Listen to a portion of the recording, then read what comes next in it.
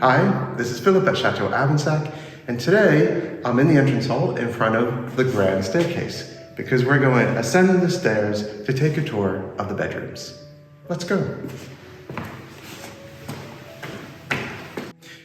Okay, here I am at the top of the stairs, and behind me you can see what we refer to as a corridor of doom because it's very, very dark. Even when there was electricity here, which has been shut off for the electrical work happening, there was just one rather dim light fixture in the corridor, so even with the lights on, it was a bit doomy.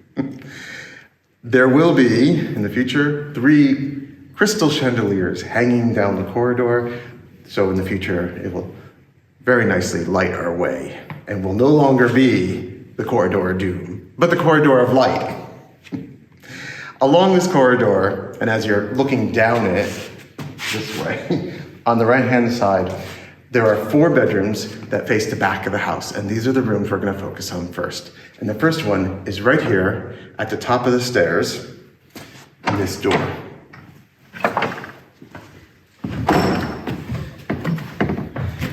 You'll notice there's a little bit of work going on in here, and yeah, watch your step. There's a little bit of work going on in here. And right now I'm standing in what is a little vestibule before the actual bedroom, which is hard to see because the walls are been removed. But so right behind where I am now, to the side here, is going to be a solid wall. And then to my left will also be a wall with the door to the bedroom in it. So there'll just be this little mini vestibule as an entrance into the bedroom. All of the rooms in the back of the house, the bedrooms, have these vestibules. And there's been some debate about why they were designed that way, and I think the thing I like the best, someone said it, so the servants couldn't listen in at the door from the hallway.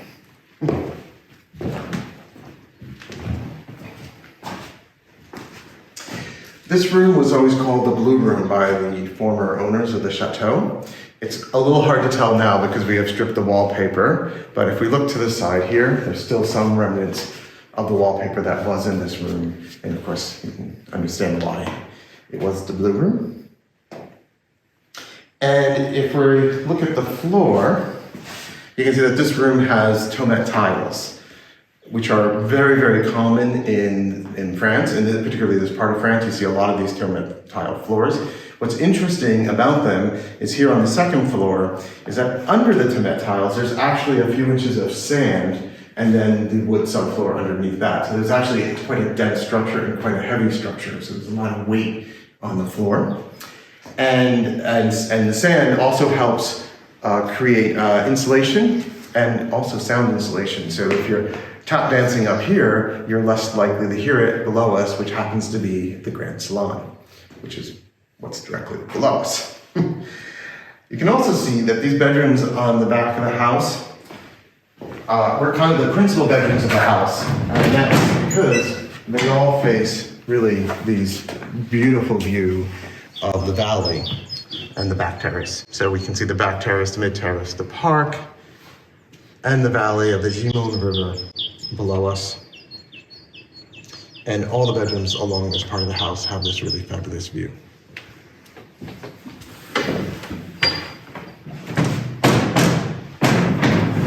We will see later in some of the smaller bedrooms at the front of the house that they clearly were not as the principal bedrooms or quite fancy bedrooms in the house.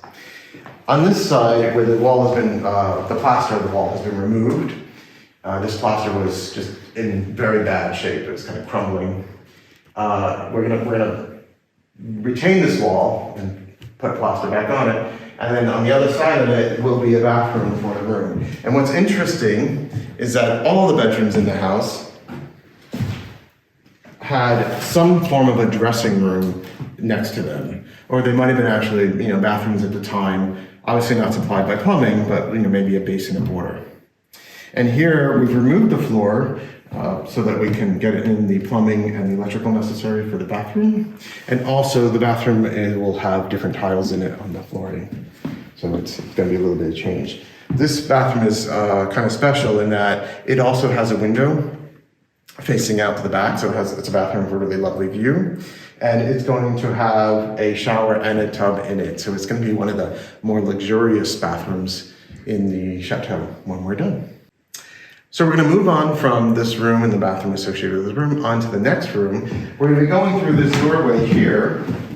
So this bathroom had 2 doors to it originally, and that was probably to allow people access to the bathroom without disturbing who was in the bedroom. However, we're actually going to be closing this part off, so this will just be walled off.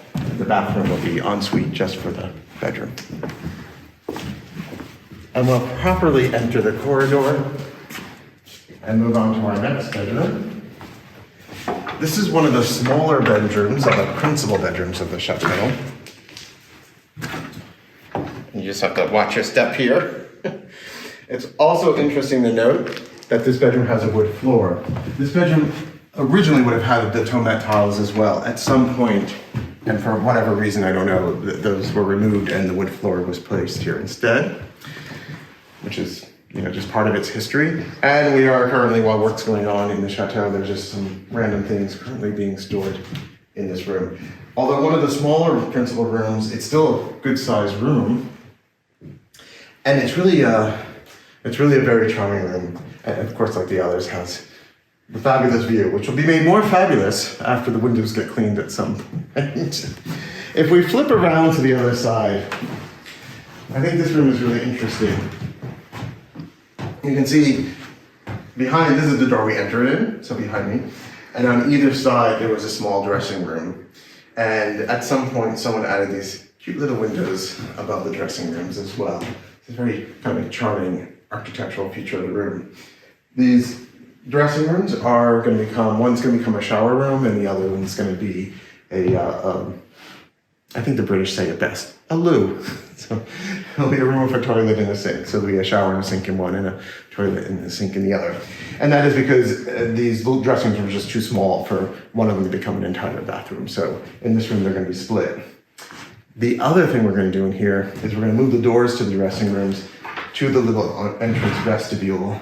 That will just kind of make the room a little more spacious, and it'll be easier to place furniture in the room, and also kind of create a little more separation between the bathroom and the bedroom as well. So it's just a change that we're going to be making as part of the rebuilding in here. So let's come on through, and we're going to go to the next bedroom. This next bedroom that we're coming to had a very severe problem with its floor. And it had a cement tile floor like all the rooms originally had, but it dipped way down in the middle. And when I say dipped way down, I mean a few inches. It was not just a mild dipping down. And that clearly there was some problem going on the floor. So we've taken up the floor, and that's when we discovered that these tiles are sitting on top of sand, and we've taken all the sand out. I can't tell you how much sand came out of this room. It really is quite astonishing to think how much it was. But basically, the entire space from the wood subfloor to the top of the new beams that we put in for putting in the new floor was just all filled with sand. And when we pulled up the subfloor, we discovered there are 2 large beams under the floor that support this whole floor. And one of them had been replaced at some point in the past.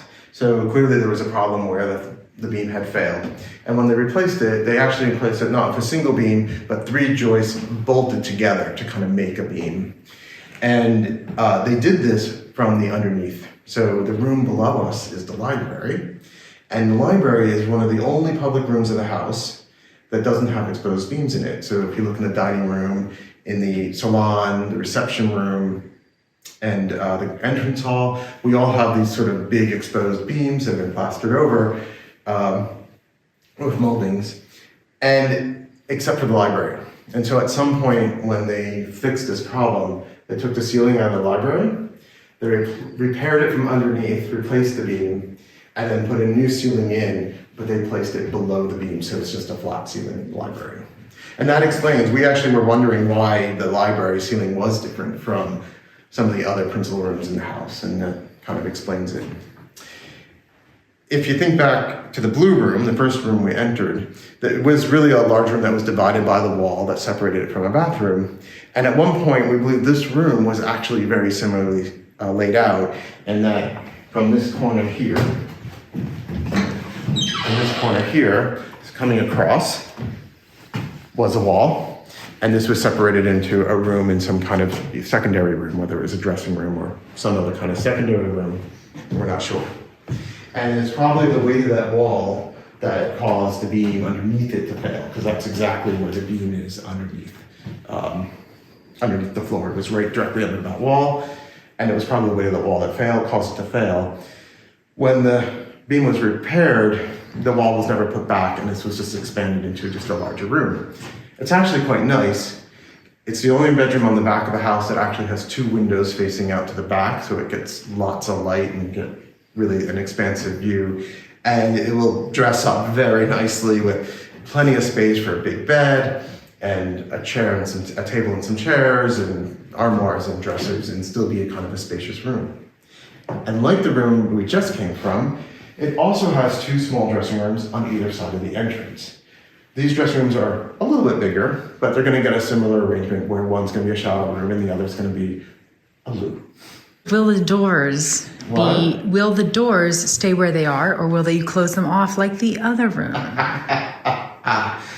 Good question. I mean, why don't you understand my sign language? It is clearly an accepted American Sign Language that I'm doing.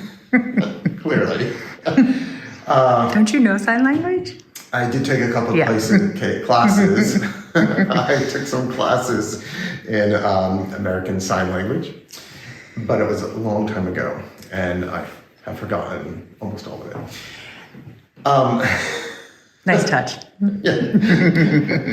I believe, and I feel like I should know these things, but we worked out these plans kind of like over a year ago, so now I don't remember them all. I believe we're not moving the doors. And that the doors are staying in the room. This room's actually a little bit wider than the last room, just the way the vestibule was built is a little different. And so even with the doors there, there's still quite a bit of space. I will reserve that comment, though, to say I'm not 100% sure, and I have no doubt that Mark will either confirm or correct me as he sees fit. I will point out that behind you, Susie, where you're not pointing, there is a door that connects to the next bedroom. So these are the only 2 bedrooms that kind of have this arrangement where there's a door connecting. And this one I really can't remember because we debated whether we'll take the door out or leave it in, or take it out and leave it in. I think we last left it. We're going to leave the door in so that this room and the next room could be used in combination as a sitting room and a bedroom, or they can be used as separate bedrooms. It kind of creates some flexibility. Oh, and I remembered something before we go there. Let's go to the other side of the room and look at the fireplace. And I wanted to mention all the bedrooms. To think about that. I think almost all the bedrooms have fireplaces in them. Of course, this was how all these rooms were heated when the chateau was built. It was simply with open fires. But what's interesting here is you can really see there was some evolution going on in the fireplace with this structure here that was built to make the firebox a little smaller. And you can see in the back there's a fire plate, fire back. That's, of course, to help reflect the heat back into the room. And you can see that this structure is actually built in front of it, in front of the fire back. So, which kind of really hints that this was done later. This was not the original design of the fireplace. So at some point they came in and they kind of reconfigured the fireplaces a little bit. And we see this in a few other the fireplaces in the chateau as well. I don't know why. And it would be interesting, and I've tried to do some very quick research on Victorian fireplaces and try to understand why the change happened. I suspect that one possibility is that the fireplace was adapted to be for coal instead of wood, which was a very big Victorian thing. And coal fireplaces generally have smaller fireboxes for whatever reason. That part I don't know. And that maybe it was adapted for that. When we bought the house, all of these principal bedrooms were heated by diesel stoves that were placed in front of the fireplaces. And those were probably put in when the house was remodeled in the late 50s, early 60s. That was actually considered a kind of modern way of heating a room. So there was a central heating system, but it didn't extend to the bedrooms. It only actually was used in the dining room think it was just the dining room and the library and the kitchen. And just one bedroom up here that was part of the central heating system, and the rest were heated with diesel stoves. Okay. You have to tread carefully in here. Yes, I know. I'm holding the gimbal. It looks like I'm walking funny. It's because of the floor. And let's come into the next room where we have a more solid floor. This floor wood. Again, this would have been originally in Thanet. At some point, this floor was replaced and this wood floor was put in. And while we're talking about wood floors, you might have noticed that there are some piles of new wood flooring. This is chestnut wood. This is going to be used in the bedroom we just left. So that's probably saw some piles there. And also in another bedroom that we'll be looking at next after this one, where we need to put in new flooring. This bedroom was one of the only bedrooms, sorry, I'm now have to take it back, was one of two bedrooms that was part of the central heating system. So this one actually had a radiator.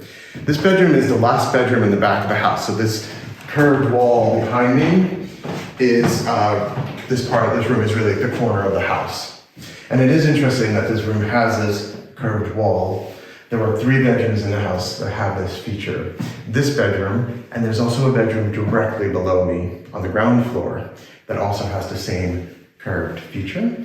And Susie, as you know, the bedroom that Mark and I are using, which is kind of an identical bedroom, but on the other end of the house also has the curved wall features, which is kind of just an interesting feature of the room. This one's going to be a little bit of a smaller bathroom. I am not going to step into this bathroom because it's kind of missing one key feature, and that is it has no floor. And you can see down through what would be the floor into a bathroom that would be below it. So the bedroom we're in now and the bedroom below us each have a bathroom, and those bathrooms are actually on top of each other. This floor was compromised by a tub that was in here, and obviously there were some problems with plumbing and leaking over many years, and it disintegrated the wood and some of the structure, and it actually got to a point where we couldn't even walk in there, so we just took the floor out so that will all be getting repaired. And this room, of course, like the others, also has its vestibule and the dressing rooms, which are now bathrooms. There's also quite a large one over here. And really dark in there. This is actually just going to be a closet on this side. Okay, so now we're going to hop across the hall.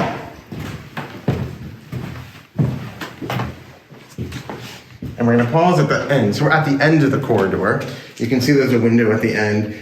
Its shutters are in very rough condition, so I don't touch them. I just kind of let them be there.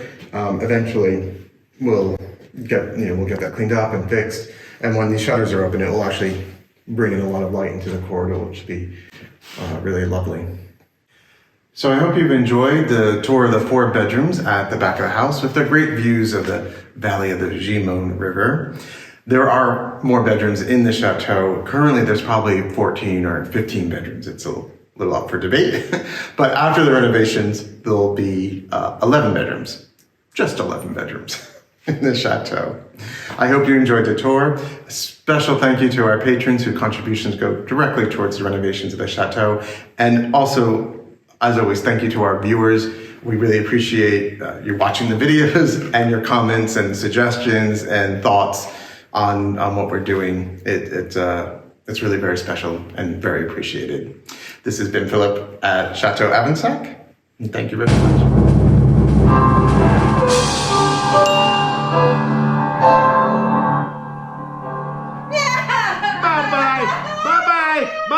Bye, Linda. Bye. Oh, hi. It's Judy from Château Avensac. That was Linda from HR. She was fired for firing me. And well, guess what? I'm now head of HR. And well, as my first duty, I've been going around interviewing all of the employees. And this morning, I snuck down to the servants' quarters and I interviewed the housekeeper, Eb. Let's have a look at that. I want to introduce you to the world's best housekeeper, Ev. Ev, say hello to the nice folks out there. Hello, everybody. Ev's a little camera shy. Wasn't she adorable? One of these days, I'll actually convince her to sit down and do a real interview. Well, now, ladies, and a few gentlemen out there, clutch your pearls, because I'm going to introduce you to our new employee, Steven. Steven, come on in. Bonjour Judy. Bonjour, Steven. Isn't he adorable? Steven, Oui. tell us, qu'est-ce que tu fais au château? Oh. Bet you didn't know I could do that. Alors j'effectue beaucoup de tâches. Particulièrement, on a fait du jointage de pierre intérieure avec Corée et Aurélien. On a effectué cette tâche. Ensuite, là, en ce moment, on est en train d'enlever les tomates et le sable à l'étage, de là où il y aura la salle de jeu, pardon. Et il va y avoir énormément de tâches encore effectuées au château, de la peinture dans le final et ensuite autre chose. Oh, let me just check a few things. Oh, yes, and he does lovely, lovely work. Now, Steven, dites-moi ce que tu fais en dehors du château. Particulièrement, je m'occupe de mes enfants. La plupart du temps, on a notre spécialité, enfin particularité, c'est on joue dans le jardin avec mes filles et mon fils. Well, if I got that right, ladies, sorry, another one attached. We just are not running. Steven, it is so nice to have you as part of our team. Est-ce que tu aimes travailler au château? Oui, j'adore ça. C'est un cadre particulier. J'ai une chance même de travailler dans un cadre pareil. Et ce que j'aime faire le plus, c'est les joints de pierre. Ça, c'est ce que j'adore. That's wonderful. Now, Steven, I want you to tell all the nice folks out there what I told you to ask them earlier. Je ne comprends pas. Steven, of course you do. Let's do it together. I'll do it in English, you do it in French. Don't forget to like, Aimer, subscribe, s'abonner, and ring that sonner la bell. cloche. Parfait. I'm Judy from Château Avensac. This is Steven from Château Avensac. You have a great Au day. revoir.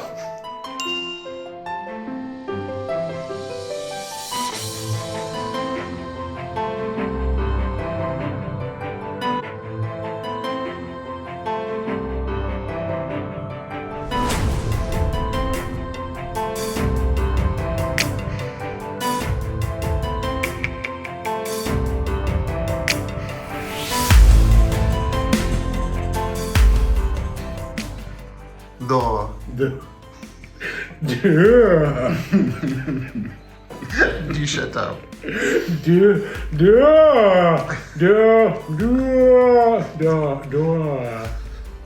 I think maybe Dehors. Dehors. Dehors. Dehors. Dis-moi ce que tu fais en dehors du château. Très bien. Maintenant? Yeah, but do it as Judy. Ok. No. You have to do it again. Oh, yeah. You have to record it. Are you rolling? Yes. Shit. Tell everyone out there the thing I told you to do. Je n'ai pas compris.